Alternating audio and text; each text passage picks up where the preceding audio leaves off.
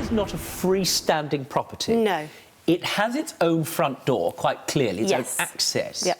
But it is part of a larger home. Yes. There are various access points into that flat which don't require you to go through your front door. That's right. Thank you. Were you aware of that before you moved in? Yes, they did tell me about that, but I didn't think it'd be used. Understood. In other words, it's quite a good thing. You can rent a flat in the property, but if you so wanted, you can go through the adjoining door and say hello.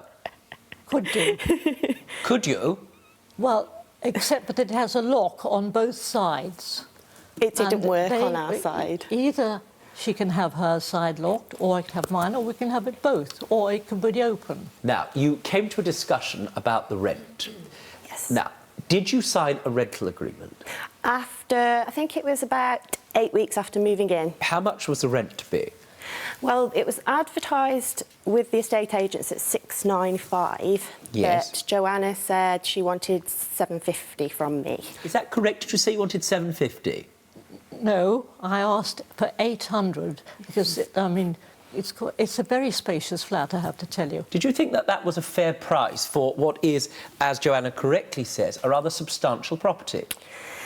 Well, I did, because I thought that I would have had use of some of the grounds as well. I went to look at the property because I had 2 dogs. You had 2 dogs. And I was finding it hard to find a rental property with the 2 dogs. Joanna, do you remember prior to meeting Emma there was discussion about the 2 dogs?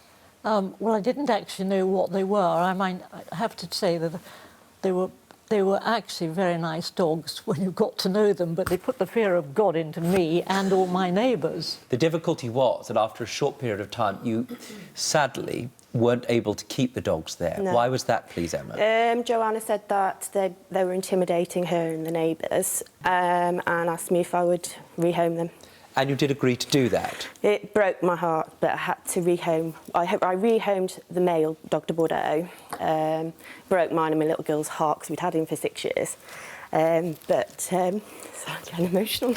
Still get emotional about it now. It's okay. Yeah, so I had to rehome him.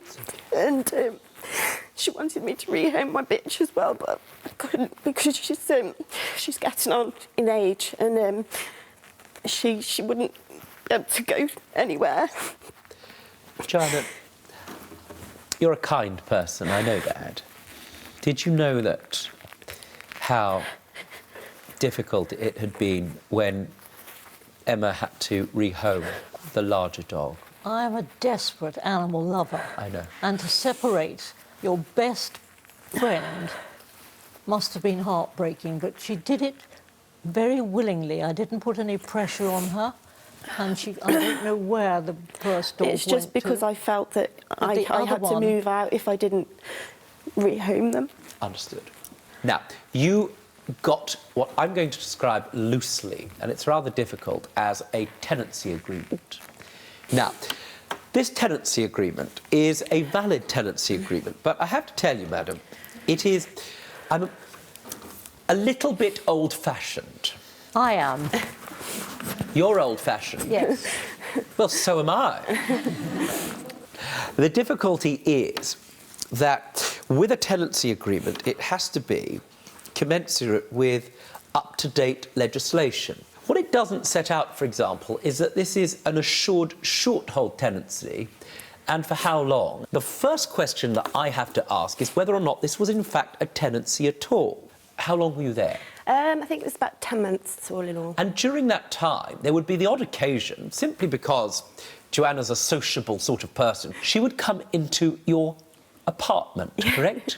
Occasionally, What sort of circumstances would she do that in? Well, she came in to speak to me about something the one night, and I'd just put some self-tanning lotion on, and I was sitting in the living room in my bra and knickers.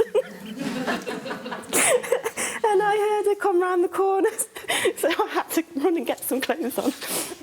The question is this: would you from time to time let yourself into the property unannounced? Under really exceptional circumstances, yes. That's a very big problem in your case, because although this is a separate flat, the whole building is interconnected, and because the two of you, or rather Joanna, owns the main property. Do you see? And if she's a lodger, that makes your case a lot more difficult. And one of the things that makes that further complicated is that there are certain clauses in this contract which give me cause for concern.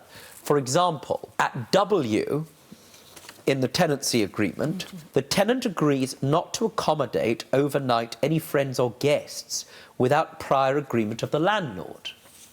Now, why do you say you're entitled to, if you rent a property, why are you entitled to prevent somebody who's legally renting from you from having, subject to it being safe, whomever they wish in their property?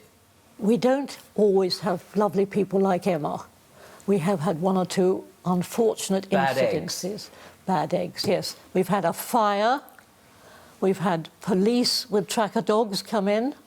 Oh, Good Lord, You know, it sounds like a soap opera, madam.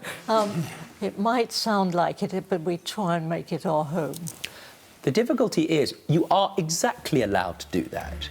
You are allowed, as a matter of law, if you rent out a part of your home, to make rules and regulations which ensure that you are safe. The difference, however, is that in those circumstances, you don't have a tenant in your house, you have a lodger. Don't be stupid. Stay and watch the best Judge Rinder moments. And I'm talking. Understood? Don't be a moron. Subscribe to Judge Rinder YouTube channel. Right now. That's an order.